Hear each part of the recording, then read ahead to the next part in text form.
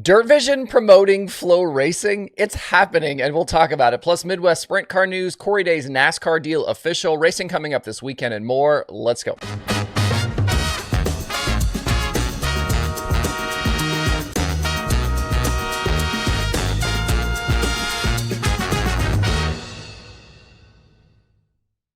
It's Thursday, January 9th. I'm Justin Fiedler. This is DIRTRACKR Daily presented by Kubota Genuine Parts.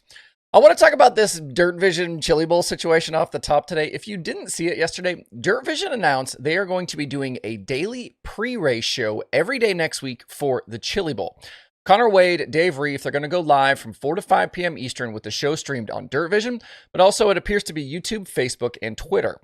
This is obviously curious because DIRTVision and World Racing Group don't have a Chili Bowl relationship. Racing from Tulsa the past several seasons has been live streamed by FloRacing. And it's no secret that WRG and its streamer DIRTVision have kind of made it a point to not do much promotion of events on other platforms.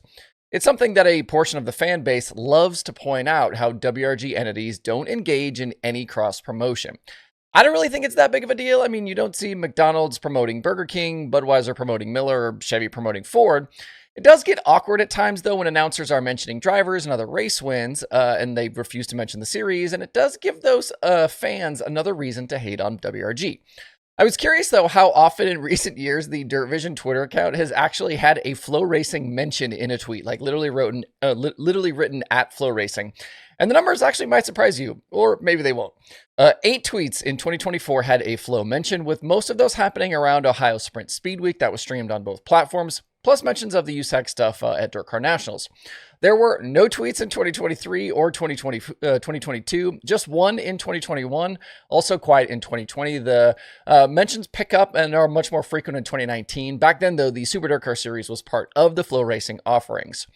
Why this is happening now, I'm not really sure. It could just be an opportunity for DV to offer some content at a time of the year when they don't really have much else going on yet. And Connor Wade has lots of experience inside that building doing reporting. They can jump in on some of the excitement around the event, grab some audience, expand their offerings. There are also Chili Bowl fans at WRG, including Brian Dunlap, who campaigns cars there with his dad, Mike. And WRG CEO Brian Carter has actually raced the Chili Bowl. He made 5 appearances there between 2007 and 2011. His best result was a G-main appearance in 2011.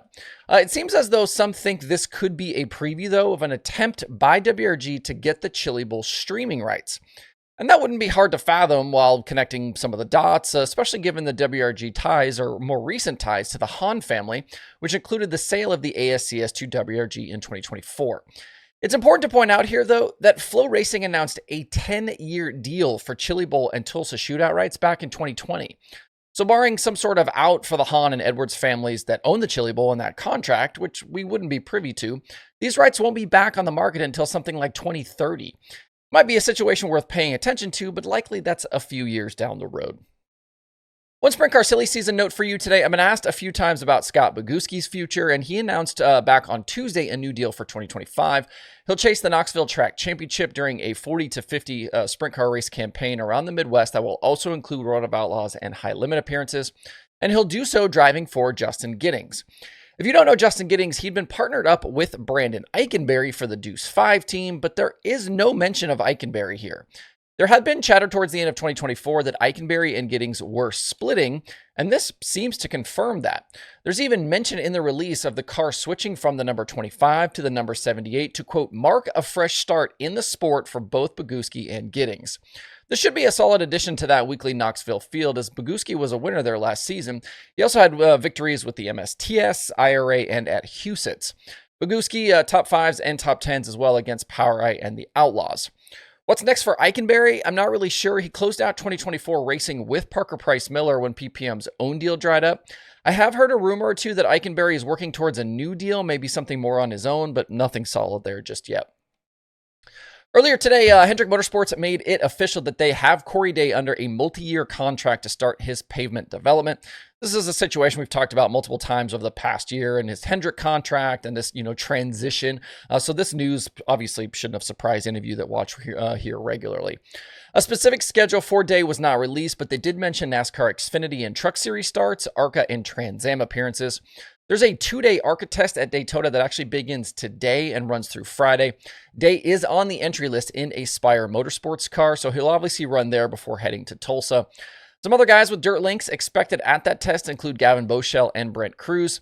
Bob Pockras from Fox Sports reported, quote, nearly 30 events in 2025 for Day, which is actually fewer races than I would have expected.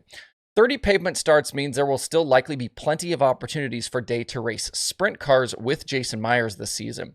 We know the plan is to field a second car alongside full-time driver Spencer Bayston when Day is available.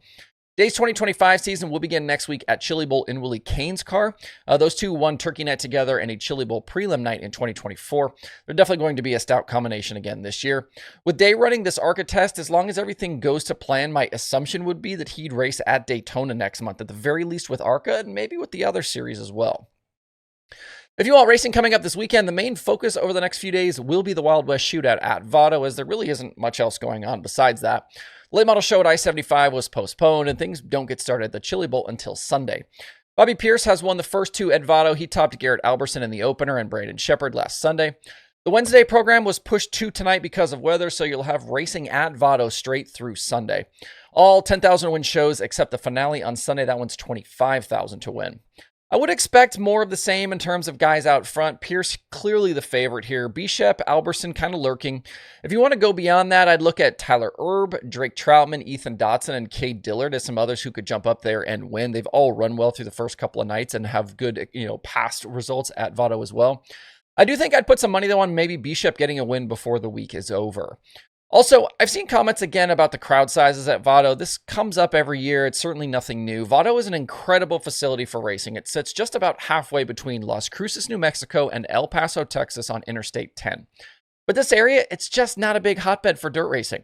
The track really exists because of Royal Jones and his love for racing. These shows every year, they're going to draw a few locals, a few travelers, but it's never had packed grandstands. This event really seems to survive off sponsorship in the streaming side of things.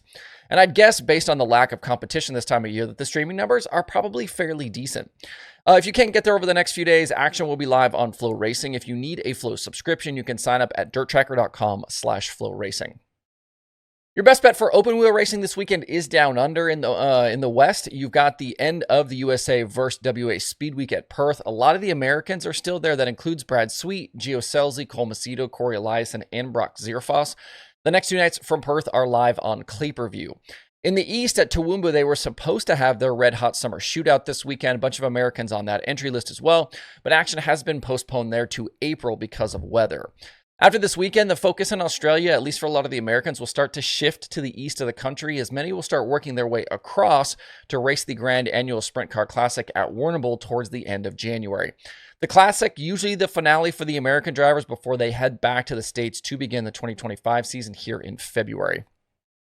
If you want a full rundown on your streaming options all weekend, make sure to stop by DIRTRACKR.com/watch tonight. Full daily streaming schedule, where to watch, what's on, links to watch, everything that's there. And where available, where we have it, we do try to add start times as well. That's the daily for this week. Hope you guys have a great Thursday out there. We'll see you right back here on Sunday.